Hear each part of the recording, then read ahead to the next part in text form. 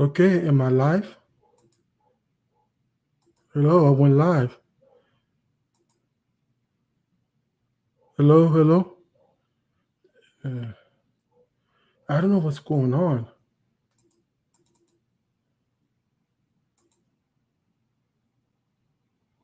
Okay, I'm live. Give me.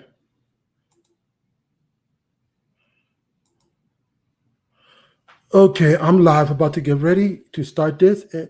I'm gonna do my intro and then bring my guests. So let me see if I got any comments. I'm not sure. Leave it like that. Well, I'm gonna get started. Well, today we're gonna talk about the Apple event and everything that happened in the spring event just happened a week ago or a couple of days ago. Ready?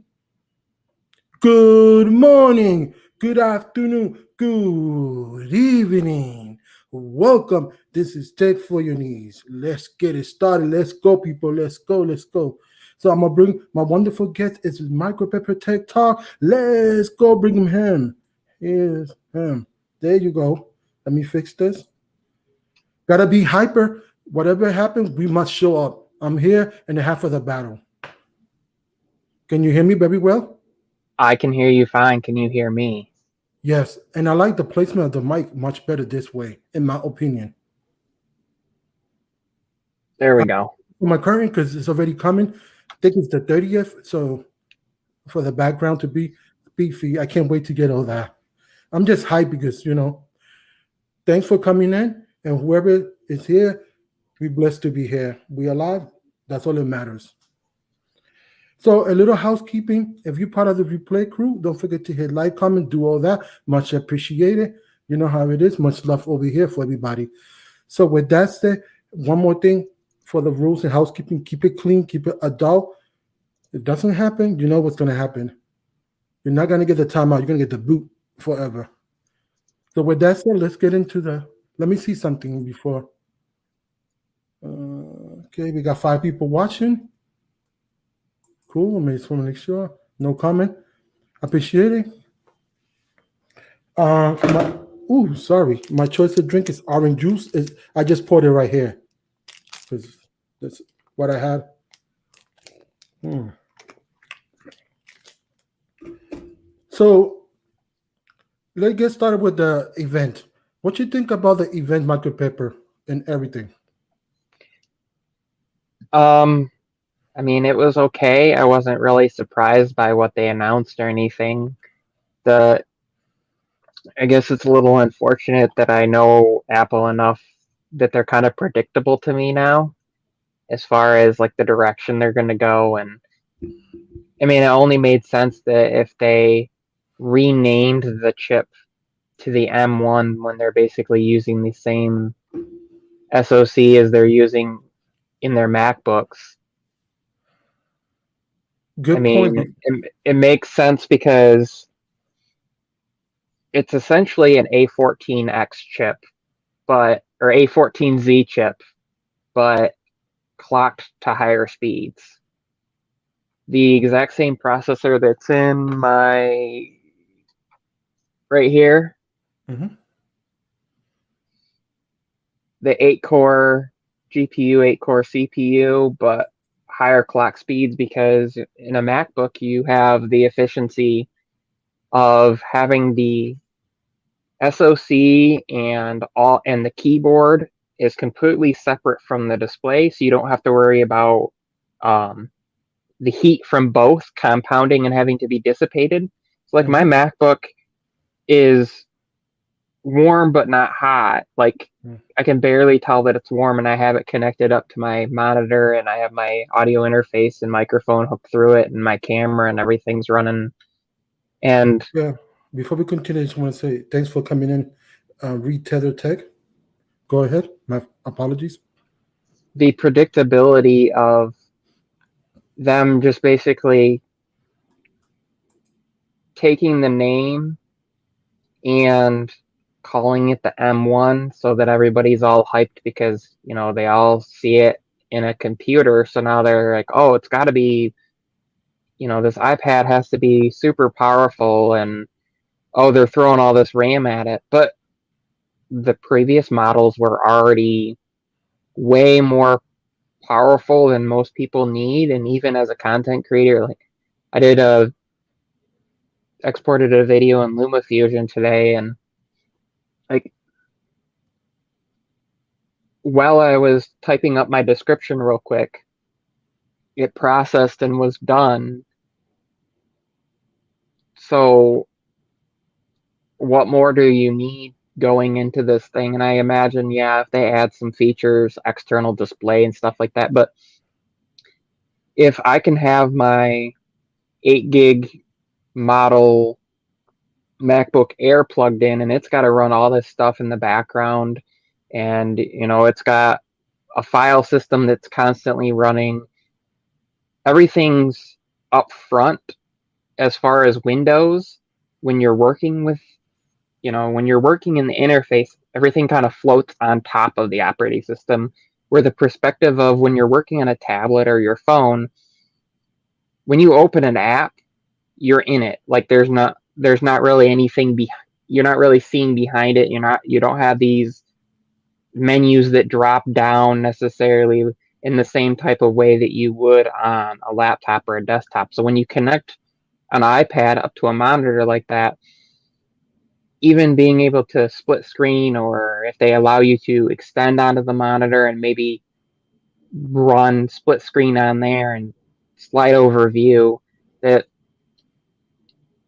it doesn't need that much processing unless you're trying to, I don't know, watch a 4K video while exporting a Yes, video excuse me. that's got a bunch of layers, and you're trying to do things that just aren't really designed for it. But I guess this could be Apple's way of pushing it, to the whole what is a computer thing. This could be their way of you can use it just like a normal tablet. You could use it like you would use a cheaper $329 iPad for media consumption and maybe taking some notes and stuff. But if you need to do high-end photo editing and video editing and you need to run multiple apps and split screen, you can do that on the device. But if you need extended display, Hey, you can Big do that John. secondarily.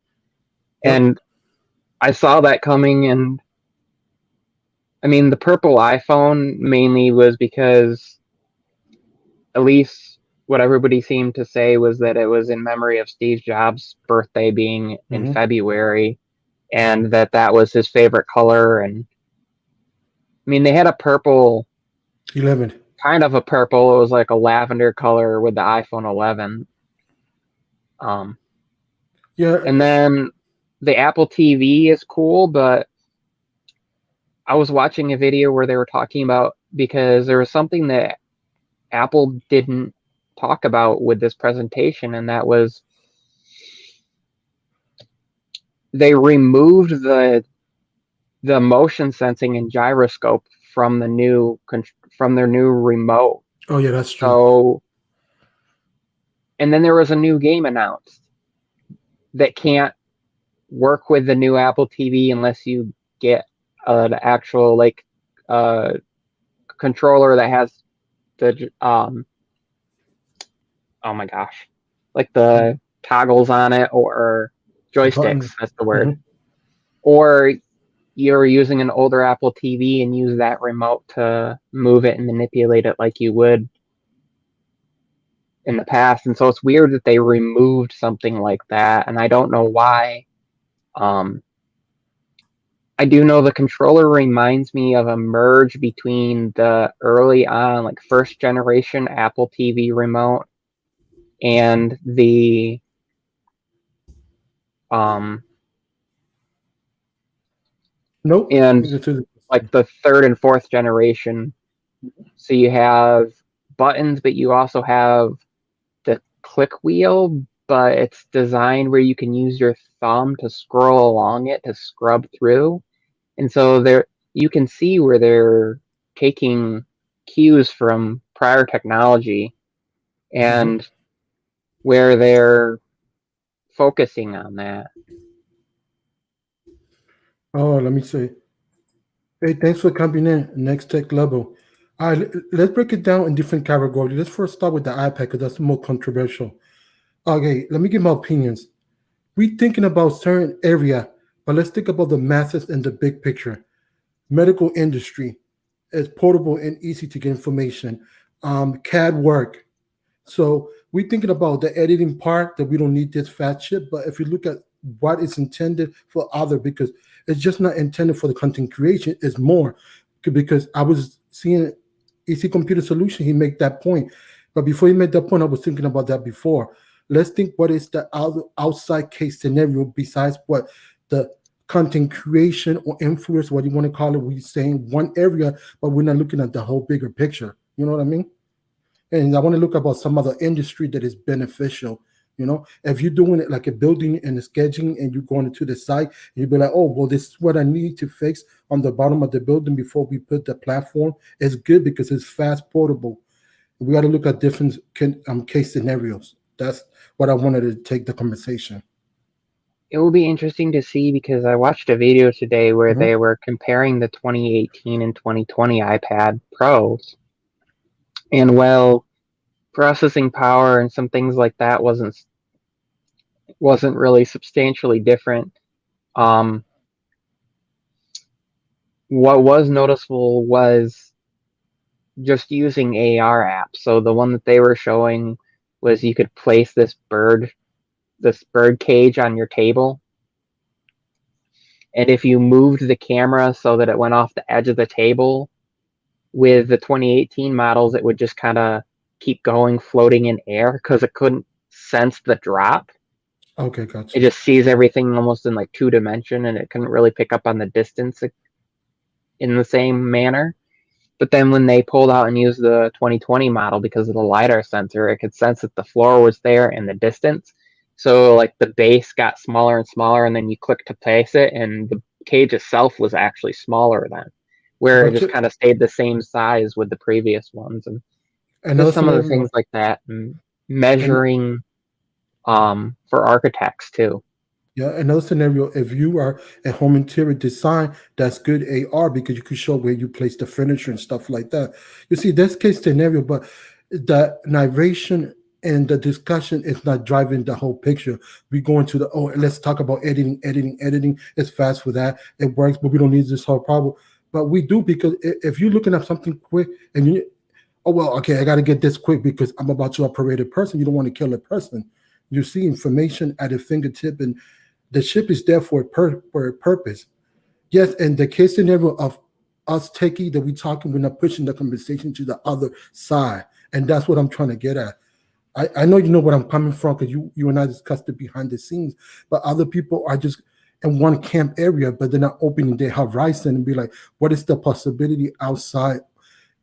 That's why the chip is there for a reason, and what the all the speeds there for. That's a reason and a cost for everything. So the cost is and the effect. You know what I mean? Well, we use it for this industry. It's super fast. You don't need it if you're going to do that. It's not warranted. But if you're doing this high tech and dealing with people or dealing in certain situation, you know, like you're in the control and there's a remote, there's a like hurricane, and tablets are easy to move around if you don't lose connection. So you could get the pinpoint or it's coming in, stuff like that. You know what I mean? Yeah, go ahead. They all have a purpose. I mean, we have to remember these are the iPad Pros, and people act like they're the only iPads that Apple makes, and like Hmm. Apple's like saying that everybody needs these and that. Well, of course that's going to be the way it's viewed because they did this huge presentation on it. But they did a presentation when they released the iPad Air, and they talked about it. And when the iPad 8th Gen came out, it's just they know that the techies that are going to take advantage of that processing power are going to appreciate all the demonstrations of showing the gaming and like multi-layered editing and in apps like Pixelmator, which I use to do my thumbnails, and where it can extrapolate, where it will take a smaller, lower resolution image and essentially increase the pixel density intelligently so you have a larger image that you can use. And there's all sorts of features within it, but it's not for the normal user. Just like my iPhone 12 Pro Max is not for the normal user. It's got that additional lens. Hmm. It's got the wide angle the wide angle lens that's got the larger sensor, it's got the LiDAR for the people that really are going to take advantage of it, for the people that are going to shoot in RAW and then they're going to go in and edit. But that's the reason why they didn't provide that software in the lower end models, even though they're powerful enough to do it, is the market that they're focused on. Same thing with putting certain cameras on the iPad Pros versus the iPad Air versus the regular iPad. It's the market and what the people that are going to buy that are looking for. And somebody could say, well, shouldn't they just give us, why should you have to pay more for that? Well, I don't know why do you have to pay more for a Windows machine with an RTX 3090 in it, or then you do a 3080 or 3070 or 64 gigs of RAM versus 32 or 16. I mean, it's across all the tech world and across more than that in vehicles. You get what you pay for. The more you get extra features and you get higher efficiency a lot of times, and you get what you need. But like, if I'm just riding around town here, I can go buy a used vehicle that has 250,000 miles on it and drive it around just fine. But if I was driving, let's say, I don't know, all day long, and I get paid to transport people, or I get paid to, I don't know,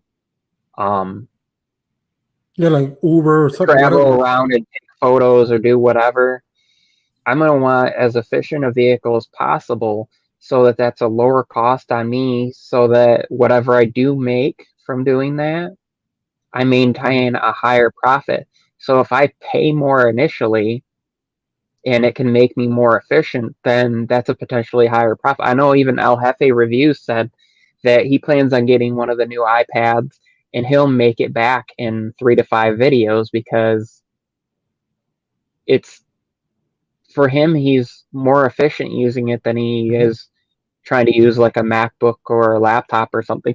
And I'm the same way, because I can export a video. I can go take the Apple Pencil and get fine detail right in along the edge. Yeah, I've done similar things with my iPhone, using my finger to get in along the edge and pinching way in and making the brush really small and getting in. But you can tell that I've done that. You can tell that I've used the large pad on the end of my finger versus the finer tip on an Apple Pencil.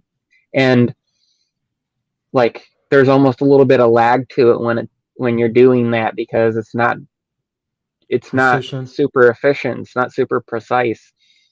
And then you also have, the iPhone doesn't have as much RAM, and it gets hotter, and it actually does take longer, even though it's technically running a newer, potentially faster chip, because I don't have all that screen space. So I'm having to move stuff around more instead of being able to go like around the whole side of a face. I might have to do like, start here and just do that section, and then move and do this section, and then move and do this, and like little squares at a time, where I could do the whole side of a face if I have something that's this, because my face is, in live size.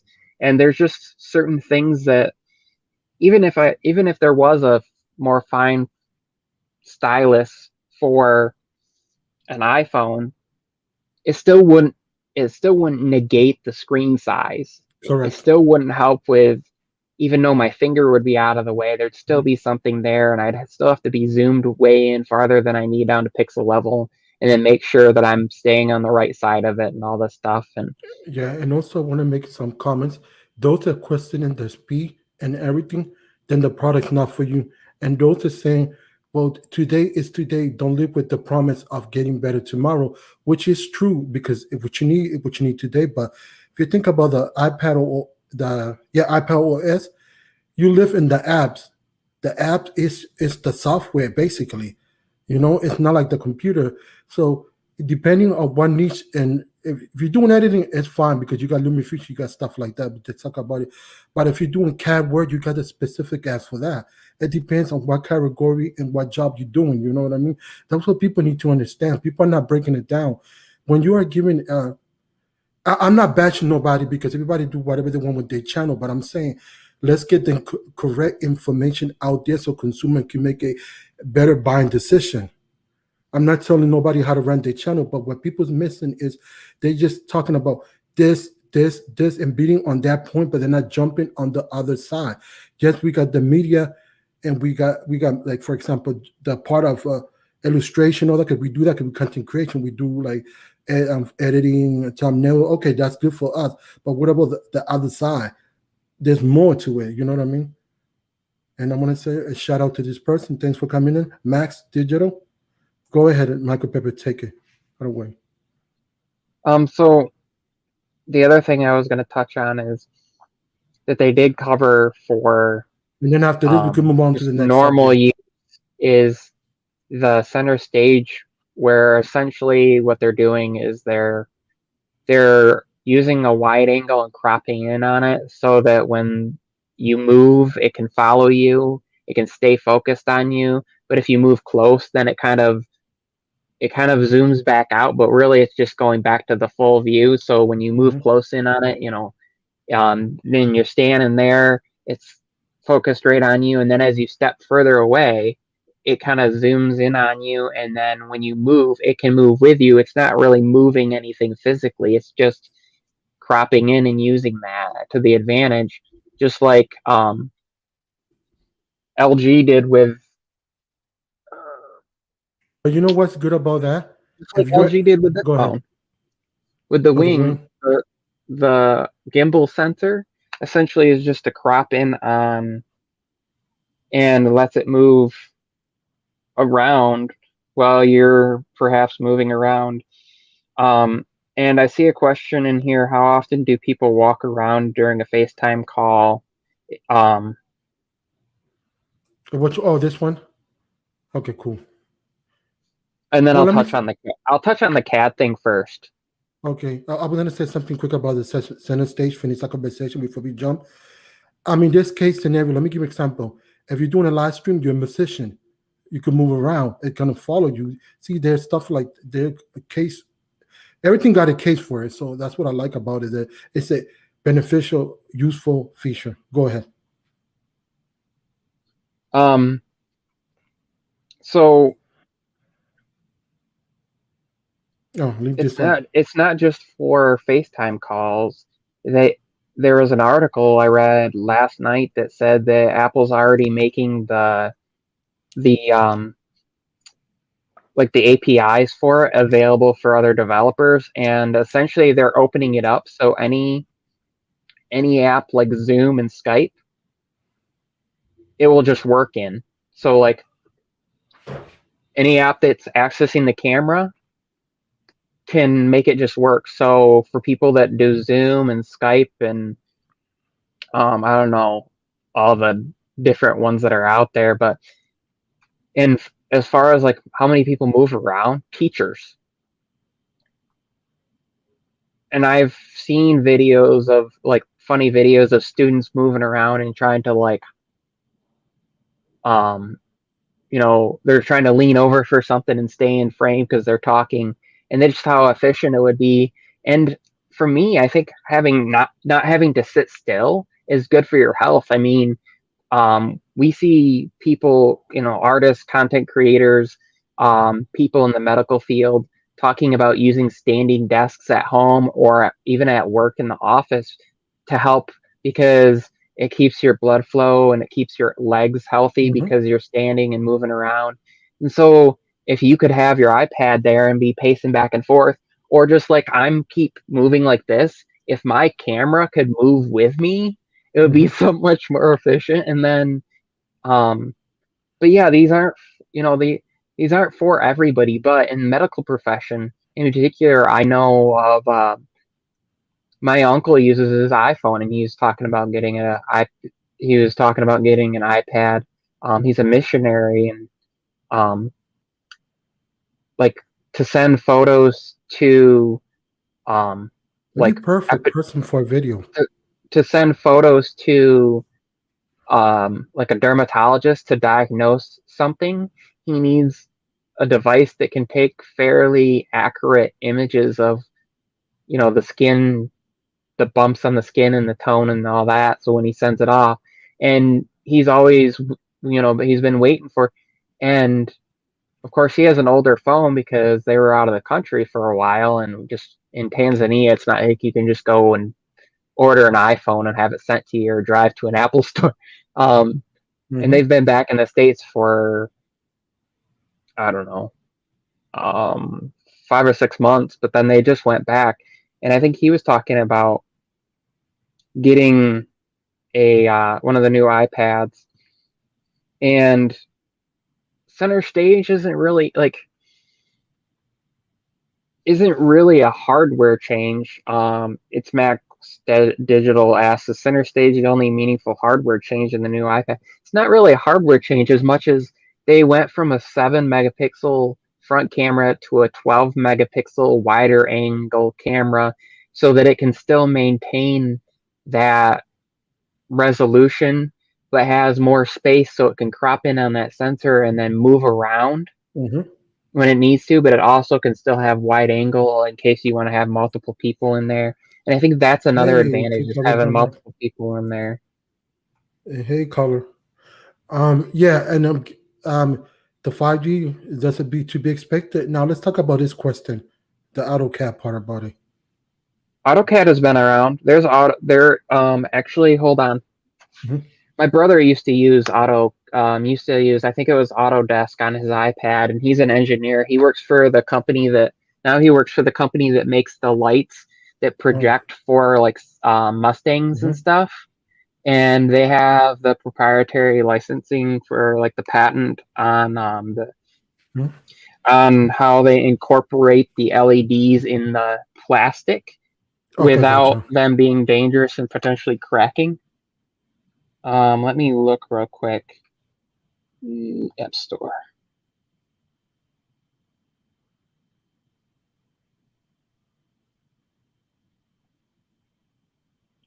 I mean, there's Autodesk Sketchbook, and there's AutoCAD, and there's Fusion 360. There's a bunch of apps. I mean, there's a bunch of different. And not only this, but I think when you get into discussion with an iPad um, versus like using a laptop, having an LTE or a 5G connection to Mhm. potentially connect to like a server and be able to um, Remote do desk. like remote desktop is Hmm. huge. And yeah, 5G right now isn't necessarily that, but in 3, 4, 5 years, as that expands and as more of the networks improve upon it, I mean, that is part of a device why you might buy it for in the future, not just for now. Because are you going to want to buy another device? Like, let's say 5G really takes off. Are you going to want to buy another device next year or in 2 years? Because, you're going to, let's say you're going from an older iPad that's 4 or 5 years. Let's say you're going from like a 5-year-old iPad and you're worried about that software support's going to end. So you pick up one of these. Are you going to want to have to buy a new one next year because all of a sudden you can? I mean, I guess Yeah, the it's same true. argument could be made if you bought one last year that was 5 or 6 years old and it only had LTE, but still, like making sure that it has that in there and um, Yeah. Let's go some through of these that. comments because I don't want to leave people hanging. So let me see this one quick. Center stage is the only meaningful hardware change in the new iPad. Not well, yeah, that and the wide angle camera and the Um, 5G and the 5G. and Thunderbolt Oh yeah, going Thunderbolt from too. USB to Thunderbolt, so it supports a higher throughput for data transfer and higher output for video. So up to instead Hmm. of Oh, previous nice. USB-C could support up to 4K output, you could potentially plug one of these into a 5K or 6K Hmm. display. which leads me to believe. And I've looked at some of the settings on my iPad, and some of the things like choosing to allow it to output HDR because my monitor is HDR, and also Mhm. to have it match whatever the refresh rate of what the app that you're using is, Mhm. means I am gonna guess that Apple's going to add some more features like having it be able to actually fit the aspect ratio and resolution of your external display, so you don't get black bars on the external display. Using it as a secondary display and things like that. Yes, I know you've been able to do that with Android phones and tablets for a while, but I want to there talk is about this one in significance a to minute. it, and data throughput, because if you connect up to like if you connect up a dongle Hmm. or like a hub, you Yeah, could connect up a Thunderbolt hub with right. 10 gig data transfer for local network to be able to transfer files and stuff. So like if you did work on a video, or you are working on stuff on the iPad and you need to offload it to the network, you can plug in to that and it could run over Ethernet right to like a local NAS and be off. Like, you could have a several hours long and have like a 1 terabyte iPad that's pretty much filled up, and just transfer that off within, a few minutes or so. Yeah, let's talk about this question. Well, I'm gonna read it. In order to use the iPad as a laptop, you need to buy a keyboard and a mouse, and it gets expensive. Well, let me explain the iPad. In a traditional sense, it is a computing device, not a full computing device. But if you look at the meaning of what is computer, then it is. But also, you don't have to get the expensive keyboard. As long as you get a keyboard that works and is decent, you got Bluetooth connectivity, or you could use a dongle, you're fine to go with it. You don't need to buy So, expensive stuff to make it work. but do, but do you, I mean, in the sense of essentially what we know as a laptop with the interface of a Mhm. keyboard and a trackpad, yes. But the fact that it has touch almost eliminates the need for a trackpad.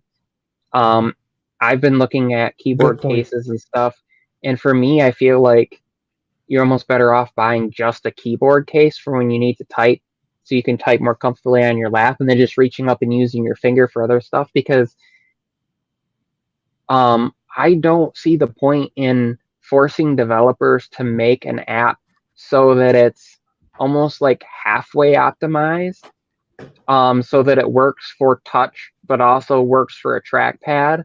And then people complain, well, when you use the trackpad, you got this large dot and it kind of simulates a finger. Well, exactly, because it's not really meant to be a substitute. It's meant to be for people that like they can't operate their hands well, and so they'll use a mouse or they'll use like an external.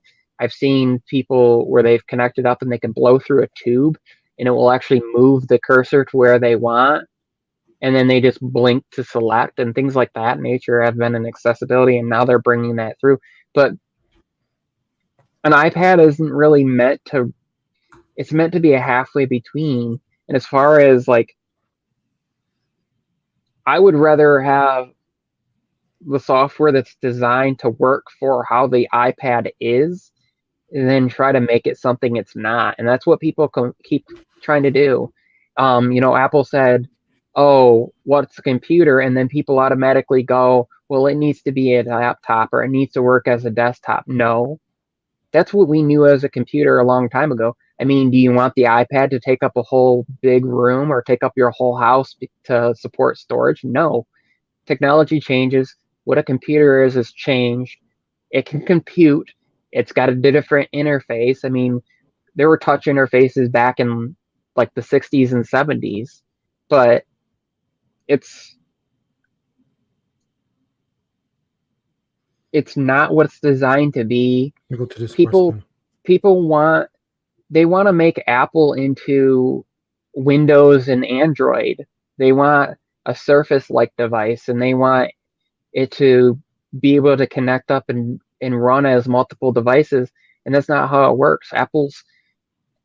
What Apple does, and the reason they make the choices that they did in the past, and hopefully I would like to see them get kind of back to it is let the device be good at being what it is. Don't try to make your phone be a tablet and be a laptop and be a computer. If you need those things enough times that you're converting to all that time, buy a laptop, buy a tablet, buy a desktop, use your laptop as a desktop, plugged in, buy the right tools. It's like, would I want one all-in-one tool that is a horrible saw, a horrible screwdriver, a horrible, Allen wrench, a horrible hammer, or Hmm. would I want all those tools separately, even if it costs a little bit more? They'll last longer. If one aspect of it, if one thing breaks, you just replace it. Where if you're jamming this all into one device and one thing just doesn't run efficiently on the hardware, then people they poo poo on the whole device. And so people want the kitchen sink because they're convinced that that's what we need. And partially it's because they're convinced that Android is great. And yes, it is for people who want options. But at the same time, the detriment is that the reason they need to add all this RAM in there and the reason that they needed to make the display smoother and stuff is because Samsung's idea is to throw, and a lot of these companies' ideas is to throw all the hardware at it for deficiencies in software.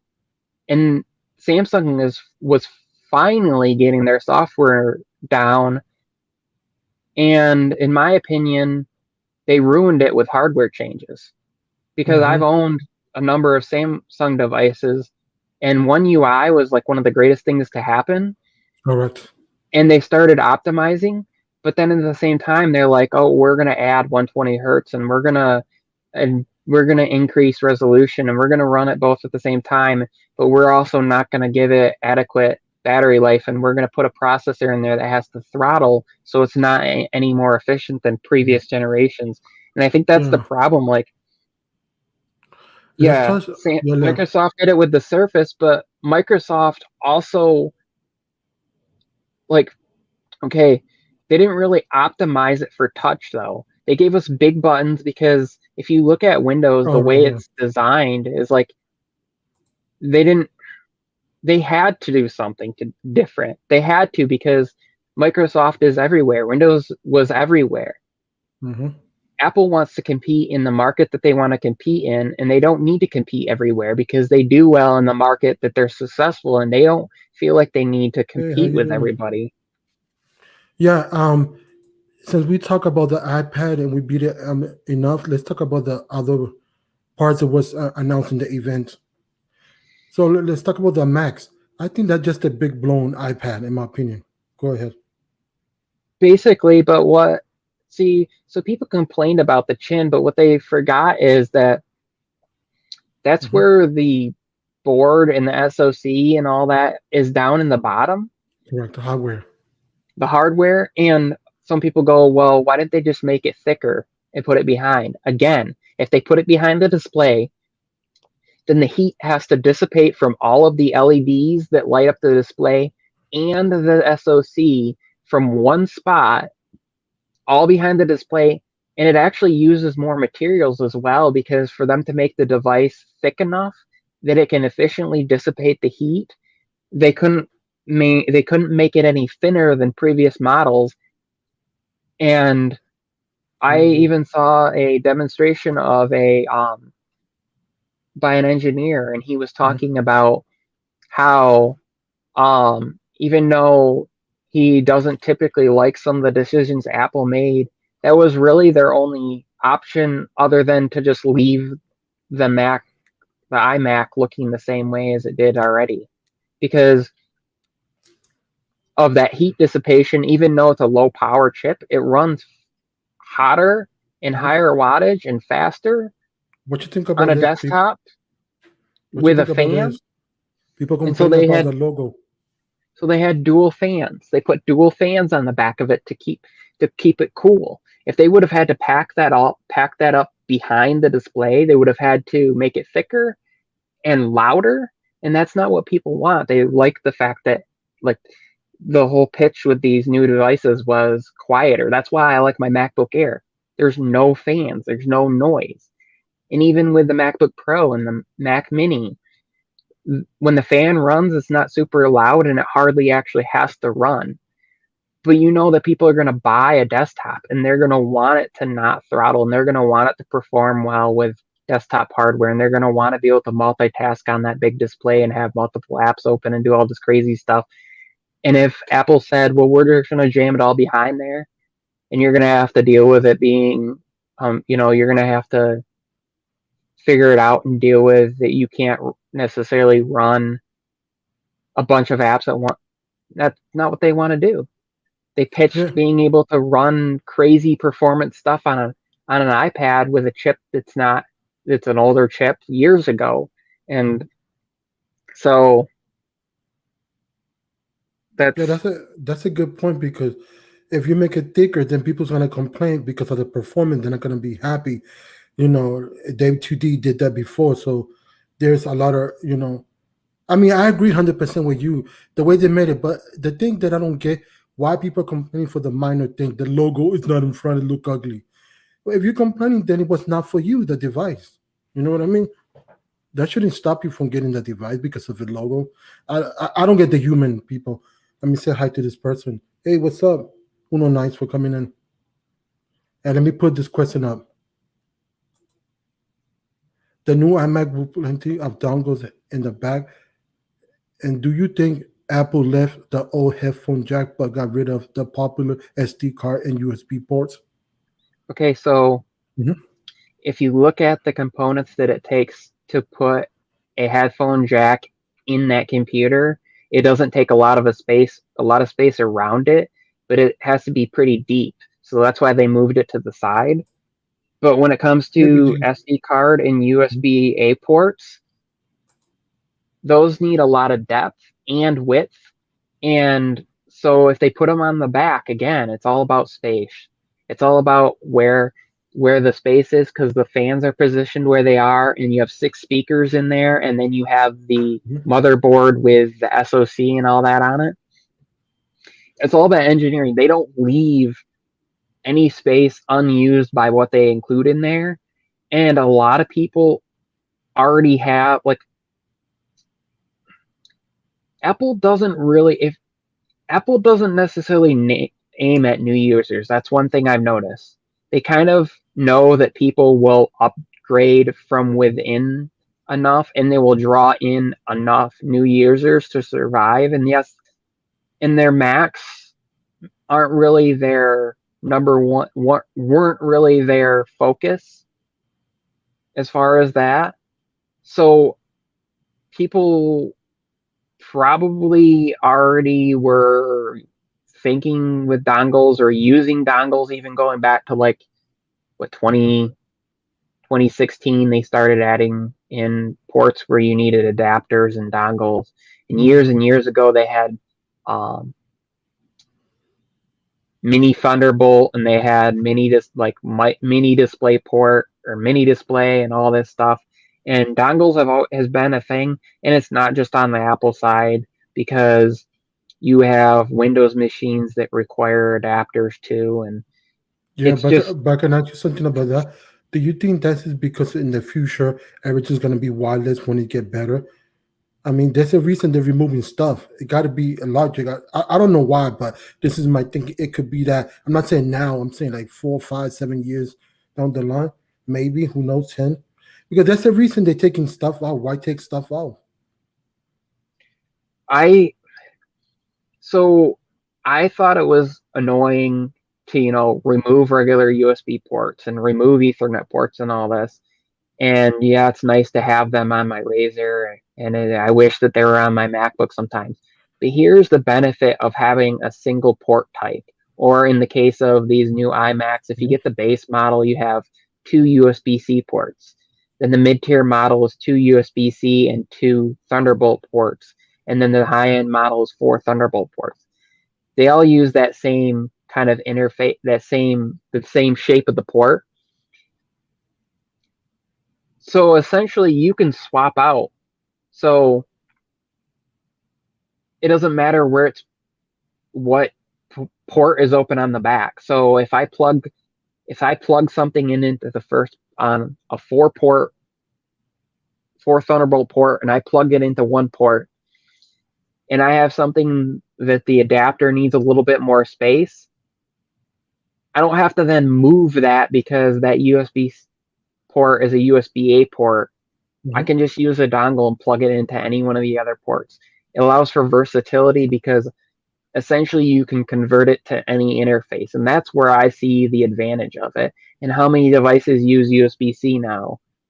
Most Correct. every Android phone, most laptop manufacturers are putting at least a USB-C port on there. Some of are putting a Thunderbolt and a USB-C. Some are putting multiple Thunderbolt ports. Some are putting multiple like besides having USB ports. So for me, I like the idea that I can, like right now, I have one USB-C cable running from my monitor to the one port on my MacBook, and the other one running from my audio interface to the with a USB-C to USB-C cord Mhm. into my MacBook. And then I'm using my iPhone as my webcam.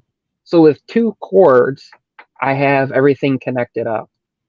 Um, and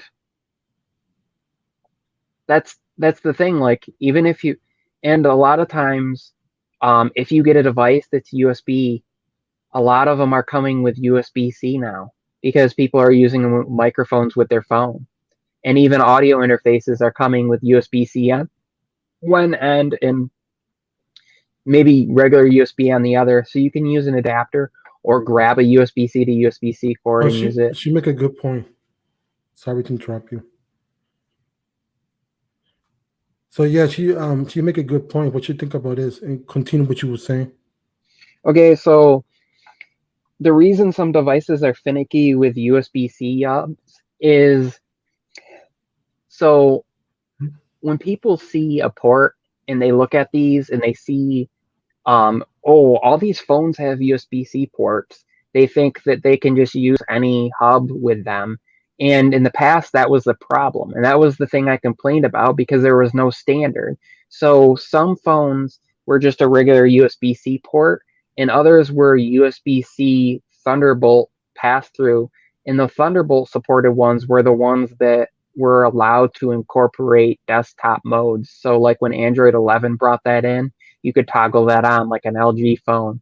Pixels decided to block it because they don't support Thunderbolt over USB. Um, Mhm. and then you have companies like OnePlus that for a while you couldn't Mhm. use other chargers with their phones for fast charging, and you couldn't use their chargers with other devices for fast charging because they used a 5-pin cable and they used a different amperage on their blocks. So you had to use both their block and their cable. And then had That is their the own correct word. um, Amperage. Samsung had their own. It was called like PSS, I do believe. Mhm. And so even though the port looked the same, there were all these different protocols. So when I was carrying a OnePlus, a Samsung, and an iPad, I had to carry three different chargers when they all had USB-C ports because they weren't interchangeable with each other because they all use different USB protocols. See, It, but but now that's changed. okay, go ahead. You're correct right there because you know why? People don't have the knowledge. People think, oh, it's a cable, it's gonna work.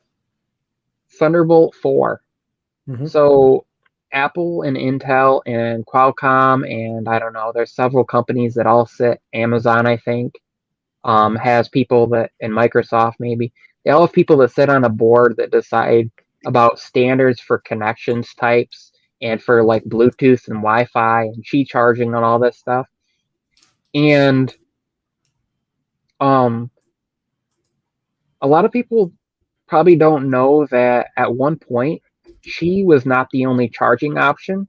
But basically, Apple went and other companies went and said, we need to choose one or the other. And so all the companies basically ditched the other charging protocol. And I so forgot what that's it was why called. Qi charging is standard. So Thunderbolt 4 slash USB 4 is the same thing as Thunderbolt 3. It's just if it says that on there, it has to support 40 gigabyte per second speeds. Okay, reading the Yes, colors. IEEE. Thank you. And it was the other one. I knew Savage would know. Man, Yeah. I knew it. He for always sitting in the dark, he's sure bright. Yeah, because honestly, some people they look. Yeah, he's very smart. I mean, I gotta give credit where credit's due. You think about it. Some people they just say they don't do research enough. You know, if you're gonna talk about tech, know what you're talking about. You know what I mean before you open your mouth, because it's this cable work. I had the same argument with another person like, oh no, I'm going to school right now. So well, you ain't learning the proper things because cables are different amperage and different structure in order to work with different stuff. So the Hmm. other one was PMA, and it's the Power Matters Alliance. Okay, yeah, that's It right. was I a remember. global non-for-profit industry organization, and essentially they were creating. They were the ones that worked to create Qi, but they also had like their own version that they were trying to develop. And essentially, these companies went and said we needed to figure out one standard so we can make sure that it's going to work on everything and we can put that in our devices. So, in my opinion, really, if you wanted one charger that can work on all devices, at least if they support wireless charging, grab a Qi charger because as long as it supports whatever the fastest device you have is with wireless charging, there are chargers out there that are universal. I actually have a whole Huawei 40-watt charger that if I put my iPhone on there, it will charge at the 15 watts. If I put my Note 20 Ultra on there, it will charge at the whatever their fast charging wireless speeds are. If I put the Huawei on there, it'll charge at 40. If I put Hmm. my earbuds on there, they'll charge at the speeds. It supports basically the different speeds. Some of them, basically, if you are using with a device that's not manufactured by that company, they'll throttle down to 7.5 or 5 watts. What about this question? I've been thinking about it. Thanks, fellas. Love, fellas. This information leads to vulnerabilities and they may lead to hacks incidents. Well, it's true. Because remember when they were using the cable from the Apple, and it was doing something. I forgot what it was to bypass something. I don't recall, but I don't know if you know what I'm talking about. You The could gray refresh. box that was used to bypass to unlock Correct. iPhones. There you go. Yeah. So let's talk about the next subject. What else was talk about in the event? Oh, air tags. So AirTags. Okay, so let's start off by I want to immediately kill some like or not kill some. I'm not killing anybody. YouTube, you didn't hear it. Squash some um Debunk. debunk some things. Okay. So one, people were saying, oh, if the whole unwanted where if you have an iPhone and somebody pops one of these in your bags, it will alert you, and you can click and have like alarm sound on it, and you can go find it and then remove the battery to deactivate it. Okay, yes, but they're not really designed for like a thief, like somebody stole your device and you're going to go in and track them, because that at the same time leaves susceptibility to what you might use to track something that somebody stole to use for somebody to stalk somebody. And so Apple would rather be like, no, this isn't designed to track people, to track pets, to track your kids. And in order for that privacy to be there and for you to know, but at the same time, here is one concern.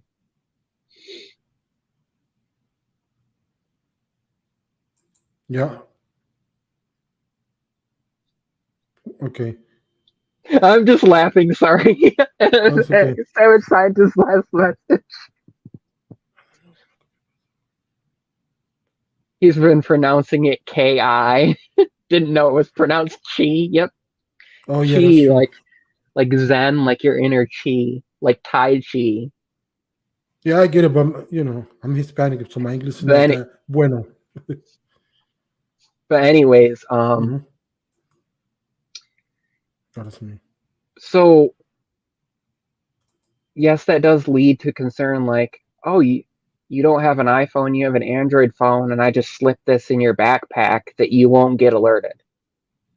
But my guess is Apple will have a way of like, um, because there's chances are though that you'll be around somebody else, maybe more than one person that has an iPhone or maybe even an iPad with LTE or even like a MacBook on Wi-Fi. It could potentially connect through to alert. There's this whole system that Apple's been using for years, and they've used the same thing. And this actually goes back to in the early days before there was full on regular like high accuracy GPS in smartphones and device and tablets and stuff. They use AGPS, which is assisted GPS, which essentially use Mm-hmm. Wi-Fi networks within the buildings and between houses and stuff to triangulate and precisely pinpoint location. And that's basically what they're hopping on. They're putting a low frequency transmitter that uses Bluetooth low energy in these in these chips, and it can get picked up by these other devices, which then communicates that back through, but it's not connecting. um like it's rapidly rotating through Bluetooth frequencies. So if somebody Mm-hmm. thinks, oh great, I'm going to take a AirTag and I'm going to connect a cable up to it. I'm going to mangle up a cable and hook it up to it and hook it up to my phone. I'm going to use it to hack into somebody's phone when it connects through Bluetooth. It's not going to work like that because it doesn't connect to the solid. It's savage scientists would know what it's called. But it's like in, creating a static IP address versus a MAC address. like for your IP address for your computer. It's like having it change versus having it steady. It's the same idea. Essentially, the frequencies that it's using are rotating in such a way to try to prevent that. And so I'm it's been going on for years, and have we seen anything where people have like taken advantage of it and been like, I don't know because there's a oh, my video. iPhone is going to be able to be used to triangulate other people's MacBooks, and so I'm going to create software that's going in there and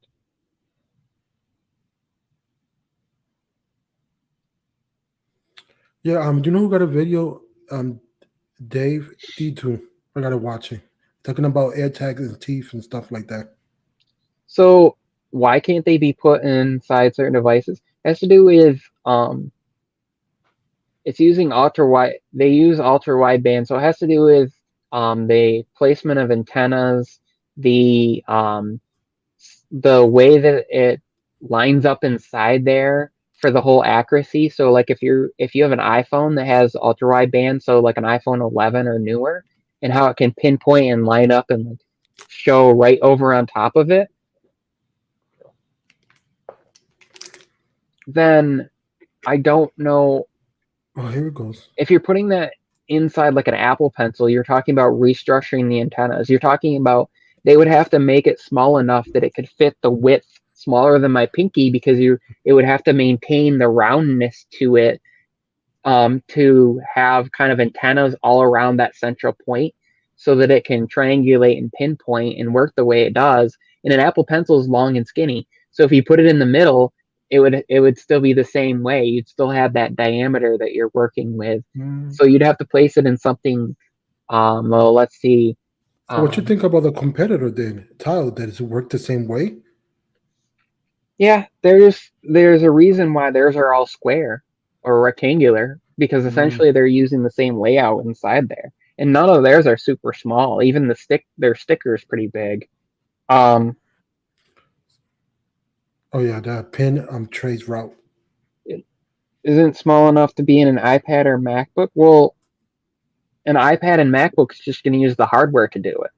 It will connect to other devices. Like if you leave, like if I have an iPad that doesn't have LTE on it, or my MacBook is somewhere, and I want to find the location, if it's near somebody else, which is the network that's going to use, or if it's on Wi-Fi, I can track it that way. But like if it's near somebody else that has an iPhone, it will send it back the same way. Those already have the hardware. They don't really need an added, and they can use the processor to communicate that through. You have Find My on your iPhone and your iPad and iPods and Mac Minis and iMacs and all this stuff. So it already has that kind of incorporated in. They started doing that probably at least 10 years ago. Okay. Um, Thanks for coming in. And what about have a this good night, question? TLM.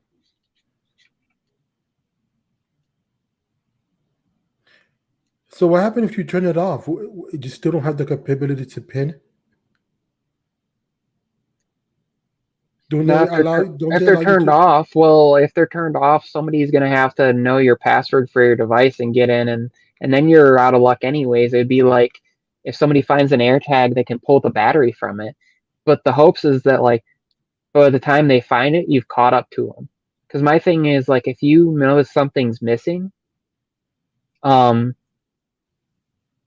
you're probably going to notice it's missing before the adequate amount of time where Apple's going to say, oh, it's following somebody and alert them that it's following them. So if somebody really did steal something of yours, or if you left it on a train and somebody wanted to be naughty and be like, well, I'm just going to disable this AirTag and I'm going to take whatever it's attached to, that it would send last known location, because that's what it does. Like if you have a MacBook and it's dying and you left it sitting somewhere, you can look at last known location and it will tell you. So if it's still there, then you know. And if somebody took it, well, you're out of luck. And if somebody took it either way, you're out of luck, because all they have to do is bring it away from, they'd have to bring it away from devices that it can't triangulate with. And if it's dead, it would be the same thing as having an AirTag without a battery.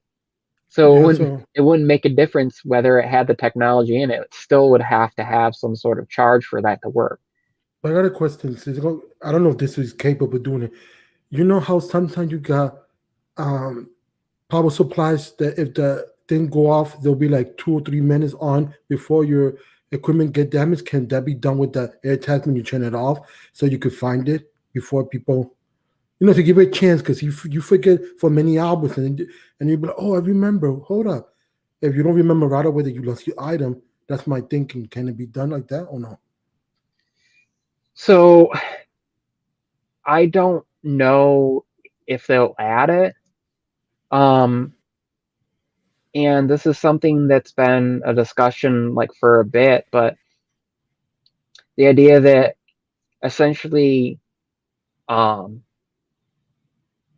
if let's say you stand up and go to walk away, that when you get a certain distance from it, it will alert you, because all like Tile and the other ones will do that. So like if you have one in your bag, when you get out of range of the Bluetooth, which it's low energy and short distance, and so it wouldn't be difficult for them to make it. Oh, you got you get 10 feet away from your bag, and all of a sudden you get an alert on your watch or your phone or whatever devices you have on you that you left. And if you have it named something like you left Tech for Needs backpack, or Mm-hmm. you left Michael's bag, that it would alert you, because I know that watches have been able to do that. That's one thing that's weird. Like Apple hasn't done that. Like, but I think part of it is because it will connect over a Wi-Fi network if you're on a Wi-Fi network, so it's still connected to the there. And I haven't really looked into that, if there's a way to go with these yet. I mean, they're new. People aren't really doing super thorough reviews on them yet. Okay. I know that, yeah, I know the S Pen does. Yes. Like, Yeah, if that's you what have it the is. S Pen outside the phone, it will alert you on the phone and be like, hey, you need to read. I had my Note do that. I had my Tab S7 Plus do that when it was like with the Note, when it was inside the phone, and when the S7 Plus, when it was on the back of the tablet, because apparently, like with the Note, it clicked out just a little bit, and so it thought that it was outside the. But with the Tab S7 Plus, it was sitting right on the back, but it must have moved just a millimeter away from that alignment, so it thought it was off from it. But I was glad it let me know because I like looked around. I was like, oh nope, it's still there.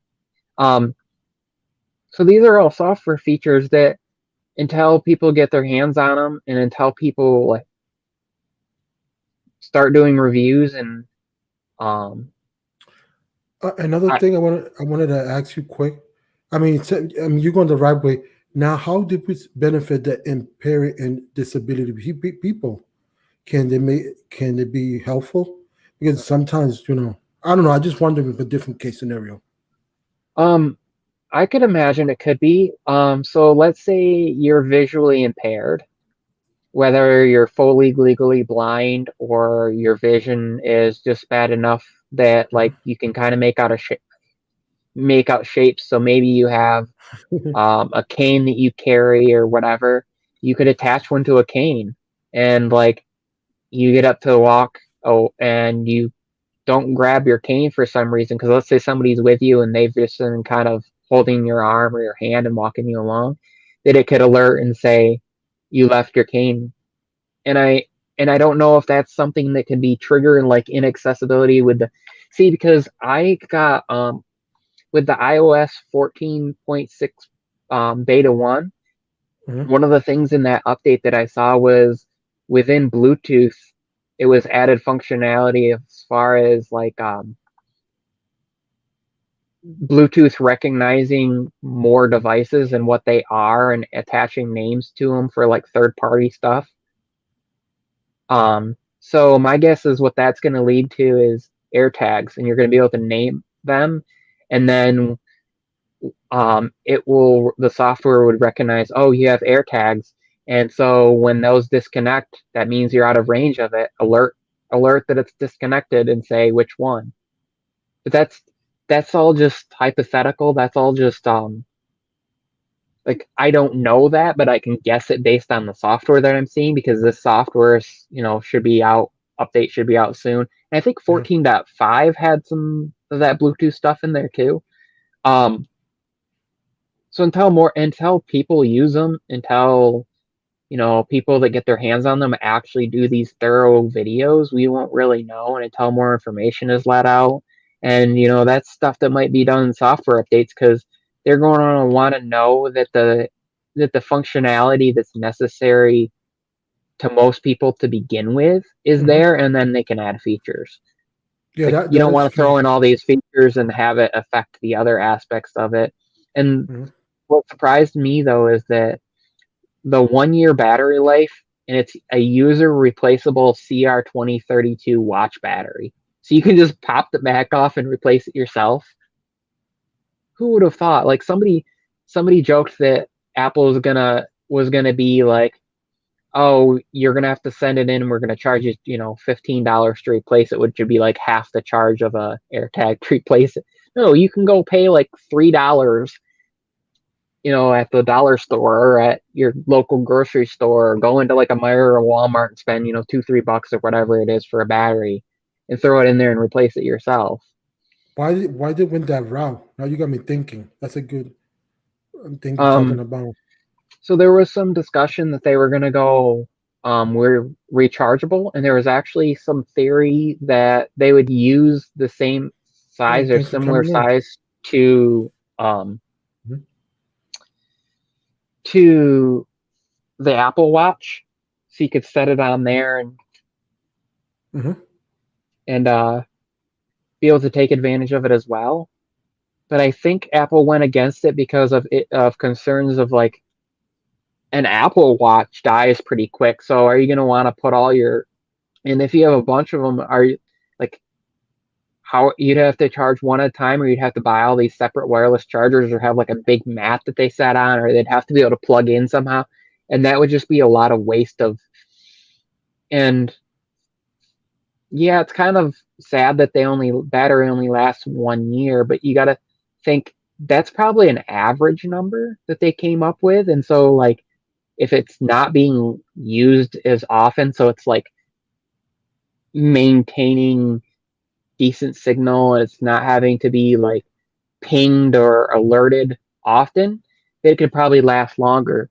And so my guess is that is a comfortable number, a number that Apple says we'll put that on there because if it lasts longer, people will be happy. But we don't want to put 2 years on there and then have people that if it lasts 729 days instead of the 730 days in 2 years, that people are going to be mad. So we'd rather short Yeah, and safety. then for it's like when you order something and they say, oh, it's going to take 5 to 7 business days to be there, but then it comes 2 days later and you're happy because it arrived early. Well, they knew all along it was going to actually be there sooner. It's the same thing. Strategy and marketing. Perfect. Under That makes sense. promise, over deliver. Yeah. I already said hi to this person. Yeah, what else you want to talk about the event? I'm gonna stay here up to 8:30.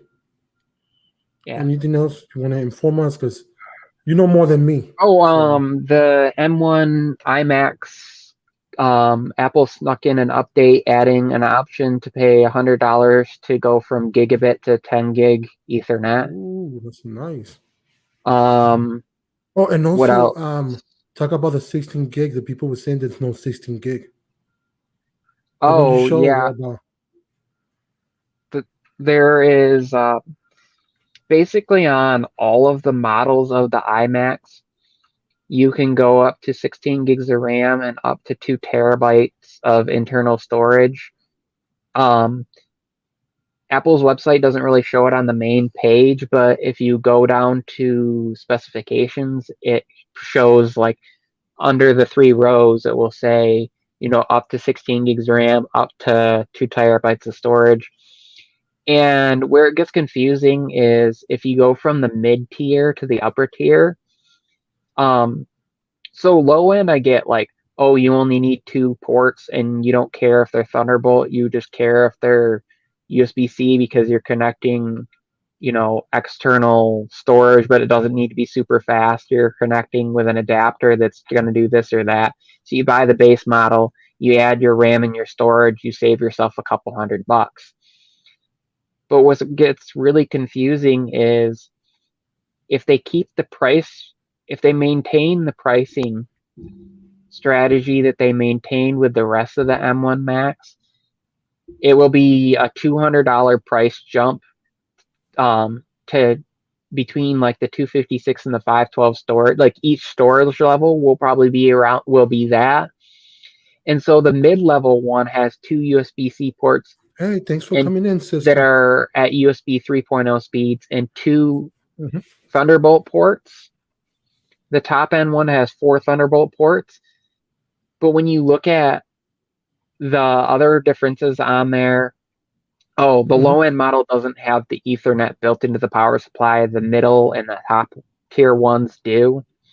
And then the third set that they give you has, so all of them have 8 gigs, or the 1299, the 1499 have 8 gigs of RAM, 256 storage.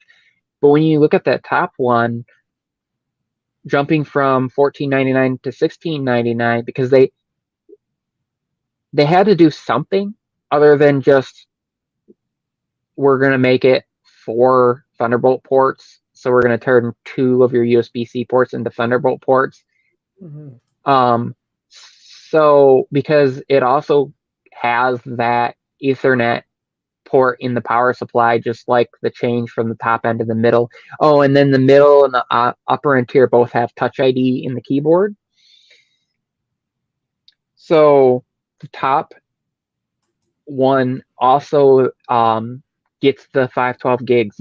So in theory, if somebody is looking at going from that $14.99 to, and they're going to pay $200 to double the storage on there from 256 to 512, if that's what Apple's charging, because we don't know yet because we don't see it on their site.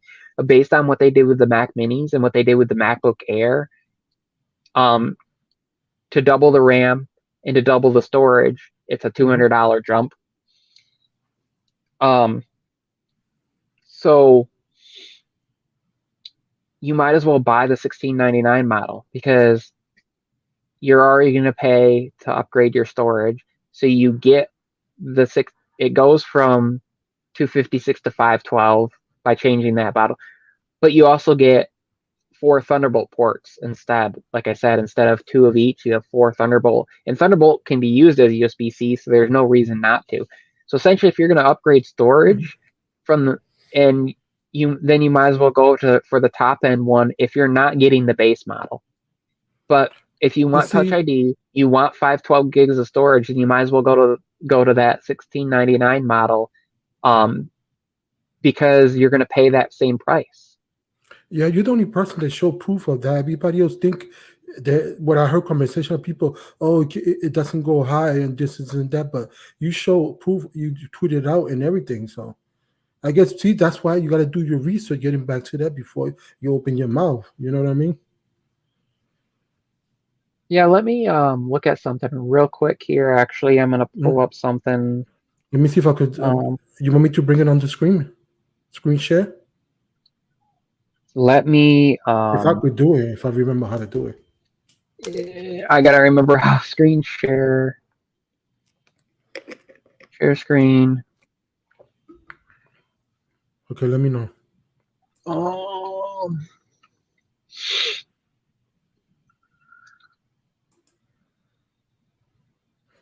So yeah, so that's what it is. It's just that the proper narration is not being discussed. Okay.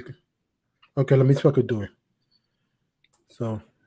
So if you go to the view pricing here and you just click on this and you're looking, so what I'm talking about is the base model has the 8-core CPU, 7-core GPU, 8 gigs of RAM, 256 gigs of storage, 2 Thunderbolt 4 ports, 2 Thunderbolt / USB 4 ports, $12.99. So that's essentially in line with the base model MacBook Air like I have.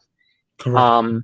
And then the other two have, the 8-core GPU, 8-core CPU. The mid-tier one, you get 2 Thunderbolt ports, 2 USB 3 ports, which are USB-C type, and the gigabit Ethernet on the charging cable and the Mac keyboard with Touch ID, which is similar on which 8 gigs, 2 Thunderbolt port, USB 4 ports, this is all similar. They changed that. Okay. Interesting. So when I looked at this before, this actually had 4 Thunderbolt ports listed on here. It must have been a typo. And this right here was doubled. So essentially now what they're showing is this jump right here is doubling your storage, and everything else is the same as with this one. Before, it showed 4 Thunderbolt ports. So I bet you it was a typo, or somebody else brought that up and they went, wait a minute, but that's kind of interesting. So essentially there's really only two different choices. It's, do you want 2 Thunderbolt ports, the regular Magic Keyboard, or do you want 2 Thunderbolt USB 4 ports and 2 USB 3 ports, gigabit Ethernet, and the Touch ID and the Magic Keyboard? That's pretty much your 2 options. And then from there, it's adding storage. And color choices for when you go up to these. Okay. But if you click on tech specs and start looking at, then you'll see up to 16 gigs of unified memory, up to 2 terabytes storage listed at a glance. So this is listing it across all. This is the reason it's listed this way, is because this is across all of them. So all of them have the features added, and then the keyboard with Touch ID. So $14.99 for the 256 SSD, 512 gigs, and that's for the higher tiered one that's available: blue, green, pink, silver, but also yellow, orange, and purple. The base model is just blue, green, pink, and silver. But as you scroll down, you'll see then the top ones get the 8-core GPU instead of the 7, but it's still 8-core CPU with 4 performance cores. You'll see configurable to 512 gig or 1 terabyte. Oh, interesting. Now they've changed some things, because now this one says similar things, but also goes up to 2 terabytes. But all of them can be configured up to 16 gigs of RAM. All of them have the same display, same Face ID. Can do 1x external display up to 6K resolution at 60 hertz, which is the same thing like the MacBook Air can do, and the MacBook Pros or the M1. The Thunderbolt 3 digital video output, native DisplayPort output over USB-C, and all this stuff. So people can go on there and read, to see that. Yeah. But they've now gone in, and so this is like the base model to Thunderbolt port, and then when you go up there, from there you get Thunderbolt and USB 3, and then the top. And so that must have been a mistake, because they had a model listed that actually had 4 Thunderbolt ports listed. So that must have been a mistake, because I wondered why they would do that. Yeah, that must have been a typo. I don't see no other logic to it. Yeah, because I have the video clip of it. I have the pictures of it. Yeah, you do have the pictures. That's why I say you tweeted. So everything else is pretty much the same. So that must have been a misprint. So now, yeah, so now I don't know. So now it's really a difference of, do you need 2 terabytes of storage? Because if you do, then you got to get the top end, the 8-core CPU, 8-core GPU option with, the Touch ID and all that stuff in there, and pay the $200 more to add. Well, actually, if you think about it, you're getting an extra core, you're getting Touch ID in the keyboard, you're getting Ethernet built into the power block for $200. And then I don't know, if you bought the base model and then went to buy the keyboard separately, I'm sure that you'd end up paying more than that if you consider. And even if it was $150, and you're paying $50 for Ethernet and an additional core. So it's really not a bad price point in that mid-level. Before, I thought it was kind of a weird thing, and why wouldn't you just go up to the top-end model? So I got a question. What happened if you get the keyboard to work with the base model? Would it work? Because they don't sell that keyboard with the Touch ID. So from what I have read, let's see if the accessory section even shows the compatibility part of it. So from what, it doesn't have. They don't have the keyboard listed on there yet. Okay. I'm gonna stop sharing. Okay. So from articles that I've seen, though, and yes, I did a whole video talking about don't trust these articles, because the information they gave with the iPad Magic Keyboard seemed a little off to me. But anyways, from what I've read, the Touch ID keyboard will work with any of the M1 Macs and can be paired with it because of how they integrated the security chip into the SoC, but it won't work with the M1 iPads. And that kind of makes sense to me in a way, because it's like, how would it know whether to use Touch or Face ID? And there's some discrepancies in the hardware, and just how they've designed it. Yeah, and before we continue, I wanted to say that's kind of a rumor. There's no guarantee. It could work with it, and nobody knows if it will even work with, do you have to buy it? Do you have to buy one of the iMacs with it to get one? Because do they pair it with your specific hardware? Because we know in the past, Touch ID on an iPhone, if you broke your iPhone and you got the screen repaired, they had to bring the Touch ID sensor over with it, because if somebody messed that up, then Touch ID stopped working, because the hardware is paired, it's all in one together, and Apple puts software on there. So if you try to put in another Touch ID, it just won't work, because they don't want people trying to slide in a fake Touch ID and stealing people's information, or like some company making a knockoff version and then stealing people's banking information or things like that. And so they didn't really say anything about, okay, how does this pair? Do you have to like contact Apple support? Do you have to, will only work with the Mac that, with those machines? And if you buy one to use with a Mac Mini, do you have to buy it? Like, is there a process? What's the process that you go through to pair it with it and prevent issues? So this will be something that'll be interesting to see. But like I said, like if it's in line with the current gen, so like I have the Satechi keyboard. Wow, nice keyboard. The Apple version, it's like 100 and what's that? 100 and I think it was $159 or $179 originally for the I'm trying to remember the price difference. The smaller one, I think it was like 129 and 159 or something like that Yeah, something like for that. the two, for the numeric, or for the non-numeric and then numeric keyboard.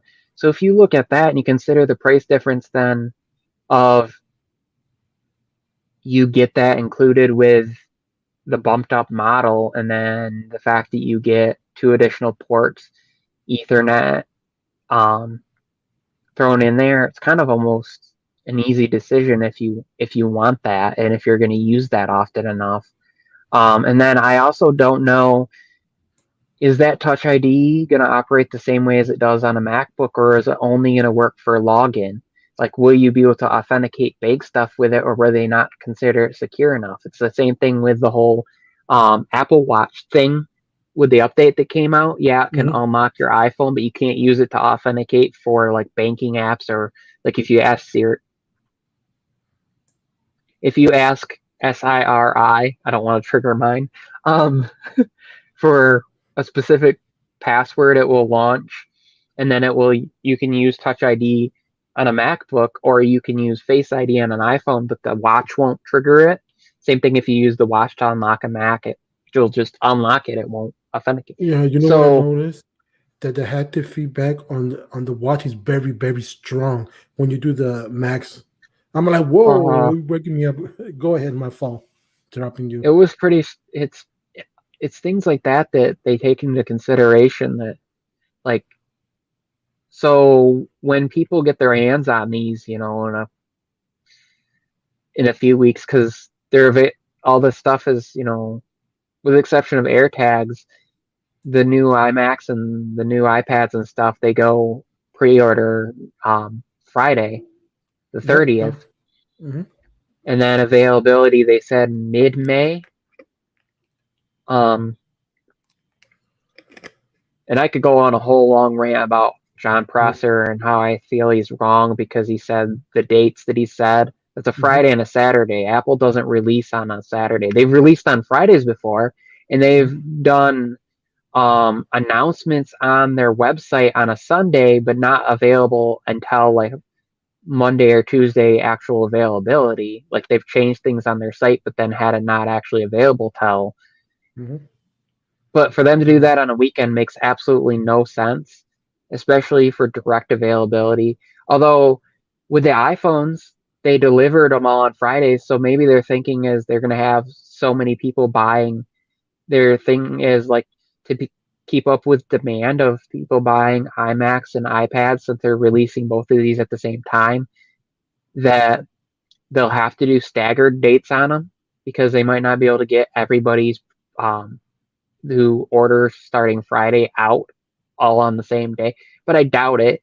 They got however many people, that way more people would have ordered iPhones. Yeah, boxes are bigger, so you can't fit as many on trucks and stuff, but I guarantee the amount of space that was taken up with iPhones and the number of people that do for pre-order, if Apple can handle that, and the shipping companies can handle that, I don't see why it would be a problem. Yeah, because we were in the middle of the pandemic. We were more closed down when the iPhone 12 series came out Correct. than we are in areas right now. So Yeah, before we continue, I want to address something quick. I want to say thanks. I'm gonna stay here for 10 more minutes because if you don't mind, I'm gonna make sure that we get everything covered. Thanks everybody for coming in. We're not leaving yet. I appreciate everybody. Thanks for rocking with us and everything you got to do. Um, like, comment, subscribe, whatever. It's fine. Let's continue for 10 more minutes. so Mhm. I um I don't I don't know. Like that's kind of my thoughts on these. We just gotta Mm, wait for people to get their hands on them. yep. We gotta wait to see. But from my use of the M1 MacBook Air, I'm fine with 8 gigs. Um, no, I'm not gonna say that. That would ruin a video I have coming up. But people Yeah, are gonna don't be. spoil too much. Don't It spoil has the to do with things. It has to do with using LumaFusion on the M1 MacBook Air, and it's not good. So, um, it works fine. It works well. It exports fast, but there's one issue. You Just know, save it for the video to be I'll continued. no, I'll say it because it's not even really gonna. I Okay, don't go know. ahead. I mean, I could do it as a short, and well, who cares if I say it now? Essentially, Okay. my MacBook crashed a couple times when I was using LumaFusion, and I think it's just because, like, yes, the M1 can support iPad apps. I think it's because it's an iPad app. It's not really designed for the M1 chip, so it can't access and utilize the Oh, RAM the same way as it does on an oh, iPad. the So like infrastructure. it crashed my MacBook by doing that. So it's not really the MacBook's fault because I have all other software. I've used DaVinci Resolve, I've used like Filmora, I've used other software and it works perfectly fine doing exports on the same quality videos and stuff. I had it connected to an external display. I've used those that way. I think it's just a fluke and they need to update the software for the Okay, hardware great because point. developers can go in and say we're going to make this work on these MacBooks, but it doesn't mean it's a 2020 M1 MacBook. They just came out. It just Have you came out like I've had mine 4 months, I think, five, or uh, 5? five. Let's see, December, January, February, March, about 5 months. I got it on Black Friday, so 4.5. Yeah, to be honestly, No, that's a just over good five point. because that was the 26th. So what's today's date? 26th. 5 months today, actually. Honestly, I'm glad that you brought that up. The customization between different operating system, which iPad and Mac is the part they're having trouble because the integration and the infrastructure is not there yet. So the apps, because LumaFusion is for touchscreen based, so maybe that's his wonky Well, because it's not that like it worked great. Like, and I was editing away, and all of a sudden it crashed. And when the computer started back up, it loaded right back up to where I was before, and I continue where I was. I finished up the video and exported it and everything, which is good to know.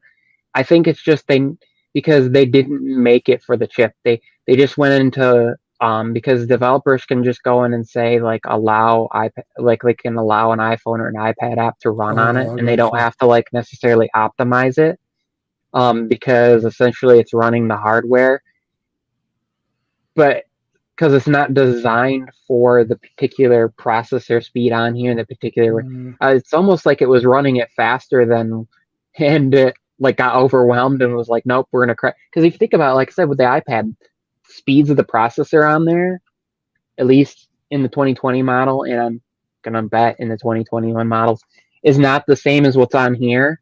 And then RAM is different, or the you're talking about different kind of RAM too because it's included here, and that uses like mhm. LPDDR5X or whatever it uses, and So difference in storage is about the same, and some of the hardware is the same. It's that discrepancy. So if they went in and said, yeah, we'll make it run on the M1, but we're going to release a different version of it, it will look the same because it does work well. Like it works yeah, well with a trackpad still, but we're going to which one make is it better, the touch or optimized the for it. or the trackpad? I like touch a little bit better, um, but like the whole swiping to scrub through the timeline works with the trackpad and everything. It's just there's not split panels like you would have in typical desktop like editing, like the menus. You basically have the timeline across the bottom, the preview area of what you're doing here, and then you have and then in the other side you have be on the upper left you have photos, videos, like whatever you're accessing, the media and stuff is right there. And then your shortcuts are all along the bottom. And then your play and pause are under the preview area. Okay, like your menu stuff is all along the bottom.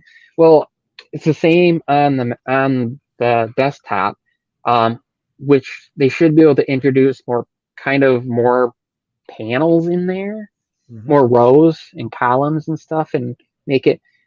But I think it's fine the way it is. It just needs to. They just need to go and say, okay, it's running on an M1, so we're gonna tinker with some things so that it understands. Because you also have to think about it's more memory than my iPad has by 2 gigs, and it has swap memory, which means it can access some of the storage and use it as memory. So maybe it was trying to. Yes, I do use DaVinci Resolve for editing. It's great. I've actually learned some new stuff about it watching a video today. As far as creating custom transitions and stuff inside of Fusion on there. Anyways, that I think the last thing before we get off. That's the thing. The hardware is great. It's just when you allow them to click a button to say let iPad and iPhone apps run, if they do that, but they don't go in and see, okay, does it run well on an iPad and run well when we let it run on the M1 chip, then it could crash. And it's not a responsibility to the hardware. It's a responsibility to the developer to go in and make it work. So not giving excuses, but it's just not Apple's fault. In that case, it's the same thing with plugins that aren't there. Developers just haven't made plugins yet. So yeah, but with that, I'm about to head out. Go ahead. Thanks. Thanks, my brother. Thanks, Luis. And thanks everybody in the chat who's joined us. And I'll let my host here say the adieus. Well, before I do the closing, thanks everybody for coming in. If you're part of the replay crew, don't forget to hit like, comment, subscribe. And I'll see you all in the same time, same channel next week at 7 p.m. Eastern time. With that said, much love, peace, and take care, folks. Bye.